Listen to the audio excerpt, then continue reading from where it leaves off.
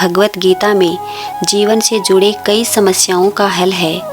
ऐसा कहा जाता है कि घर में भगवत गीता जरूर रखनी चाहिए और इसे रोज़ाना पढ़ना या सुनना भी चाहिए।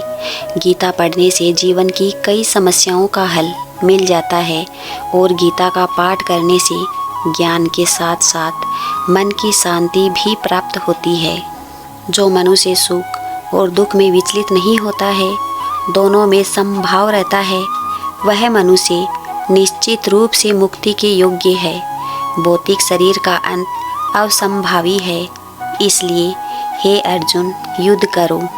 आत्मा अजन्मा, नित्य, शाश्वत तथा पुरातन है। शरीर के मारे जाने पर भी वह मारा नहीं जाता। जिस प्रकार मनुष्य पुराने वस्त्रों को त्याग कर नए वस्त्र धारण करता है, उसी प्रकार आत्मा पुराने शरीर को त्याग कर नया भौतिक शरीर धारण करता है। जो विद्वान होते हैं वे न तो जीवित के लिए शोक करते हैं और न ही मरे हुए के लिए शोक करते हैं। आत्मा को ना तो कोई शस्त्र काट सकता है, न ही अग्नि द्वारा जलाया जा सकता है, न ही जल द्वारा भिगोया जा सकता है और ना ही वायु द्वारा सुखाया जा सकता है। जिसने जन्म लिया है उसकी मृत्यु निश्चित है और मृत्यु के पश्चात जन्म लेना भी निश्चित है। इसलिए तुम्हें अपने कर्तव्य पालन में शोक नहीं करना चाहिए। शरीर में रहने वालों का कभी भी वध नहीं किया जा सकता, इसलिए किसी भी जीव के लिए शोक करने की आवश्यकता नहीं है। धर्म के लिए युद्ध करने से बढ़कर तुम्हारे लिए कोई कर्तव्य नहीं है।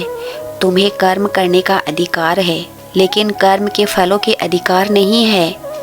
इसलिए कर्म फल के प्रति आसक्त हुए बिना अपना कर्म करो। जिस प्रकार पानी में तैरती नाव को प्रचंड वायु दूर बहा ले जाती है, उसी प्रकार इंद्रियों का वेग भी मनुष्य की बुद्धि को हर लेता है। न तो कर्म से विमुख होकर कोई कर्म के फल से छुटकारा पा सकता है और न ही केवल संन्यास से सिद्धि प्राप्त की जा सकती है। जो लोग ध्यान का दिखावा करते हैं, जबकि वास्तव में वे मन में इंद्रिय भोग का चिंतन करते रहते हैं, वे सबसे बड़े मूर्ख हैं। कर्म ना करने की अपेक्षा कर्म करना श्रेष्ठ है, क्योंकि कर्म के बिना तो शरीर निर्वाह भी नहीं हो सकता। हे अर्जुन, जब भी और जहाँ भी धर्म का पतन होता है और अधर्म की प्रधानता होने लगती है, तब तब मैं इस धरती पर अवतार लेता हूँ। भक्तों का उद्धार करने, दुष्टों का विनाश करने और धर्म की पुनर्स्थापना के लिए मैं हर युग में अवतार लेता हूँ। जिस भी भाव से सारे लोग मेरी शरण में आते हैं, उसी के अनुरूप मैं उन्हें फल देता हूँ। जो व्यक्ति अपने कर्म के फल के प्रति आसक्त हैं और जो अपने कर्तव्य का पालन करता है, वही असल सन्यासी और योगी हैं। मनुष्य को अपने मन का इस्तेमाल अपनी प्रगति में करना चाहिए, ना कि अपने को नीचा दिखाने में, क्योंकि मन आपका मित्र भी बन सकता है और शत्रु भी बन सकता है। जिसने अपने मन को जीत लिया, उसके लिए वो सर्वश्रेष्ठ मित्र बन जाएगा, लेकिन जो ऐसा नहीं कर पाया, उसके लिए मन सबसे बड़ा शत्रु भी बन जाएगा। जो अधिक खाता है या बहुत कम खाता है, जो अधिक सोता है या पर्याप्त नहीं सोता है, उसके लिए योगी बनने की कोई संभावना नहीं है। मनुष्य को अपने चंचल और अस्थिर मन को वश में रखना चाहिए। वास्तविक योगी समस्त जीवों में मुझको और मुझ में समस्त जीवों को देखता है। जो मुझे सर्वत्र देखता है और सब कुछ मुझ में देखता है, उसके लिए ना तो मैं कभी अदृश्य होता हूँ और ना वह मेरे लिए कभी अदृश्य होते हैं।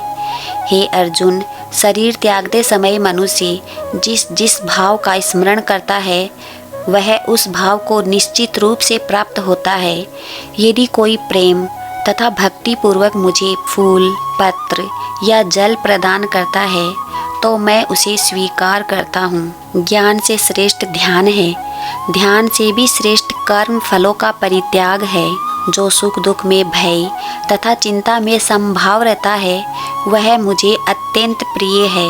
हे अर्जुन, निर्भयता, आत्मा शुद्धि, आध्यात्मिक ज्ञान का अनुशीलन, दान, आत्म संयम, यज्ञ परायणता, विद्यायन, तपस्या, सरलता, अहिंसा, सत्य, क्रोध, विहीनता, त्याग, शांति, समस्त जीवों पर दया, लोभ विहीनता, संकल्प, तेज, क्षमा, पवित्रता, ईर्ष्या, सम्मान की अभिलाषा से मुक्ति, यह सारे दिव्य गुण हैं जो देवतुल्य पुरुषों में पाए जाते हैं।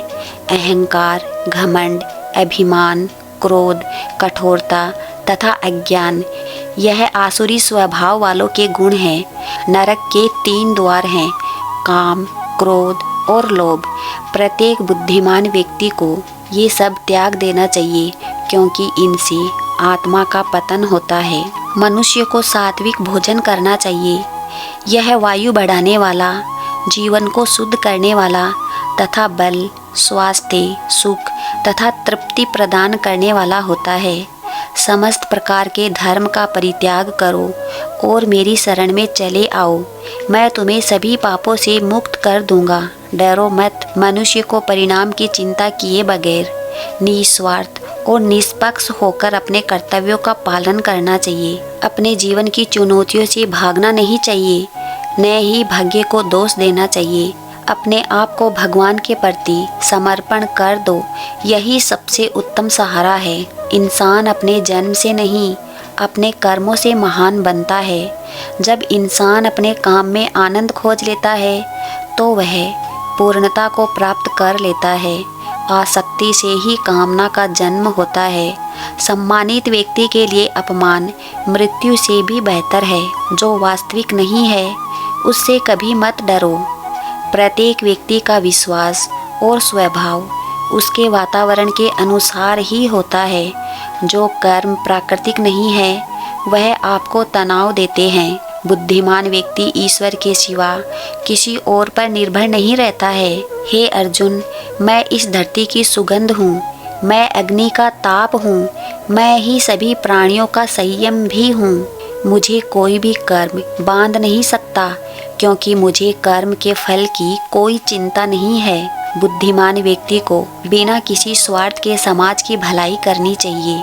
जो व्यक्ति किसी भी देवता की पूजा करते हैं वो अप्रत्यक्ष रूप से मेरी ही पूजा करते हैं। मनुष्य के दुखों का कारण उसका मोह होता है। जितना अधिक मोह करेगा उतना ही अधिक कष्ट मिलेगा।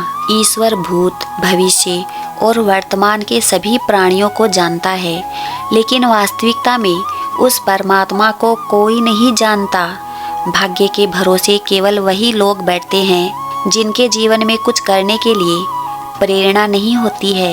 एक अनुशासित व्यक्ति ही अपने समाज का, अपने देश का विकास कर सकता है।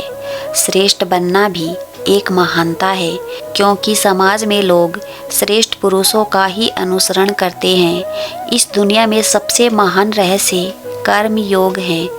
जो हुआ अच्छा हुआ, जो हो रहा है अच्छा हो रहा है, जो होगा वह भी अच्छा होगा। तुम्हारा क्या गया जो तुम रो रहे हो? तुम क्या लाए थे जो तुमने खो दिया? तुमने क्या पैदा किया जो नष्ट हो गया? तुमने जो लिया यहीं से लिया, जो दिया यहीं पर दिया। जो आज तुम्हारा है वो किसी और का होगा, क्योंकि परिवर्तन ही संसार का नियम है। जीवन ना तो अतीत में है ना ही भविष्य में, जीवन तो सिर्फ वर्तमान में है। जन्म लेने वालों के लिए मृत्यु उतनी ही निश्चित है जितना कि मरने वालों के लिए जन्म लेना, इसलिए इसका शोक नहीं करना चाहिए। मनुष्य अपने विश्वास से निर्मित होता है। जो जैसा विश्वास करता है वैसा ही वो बन जाता है।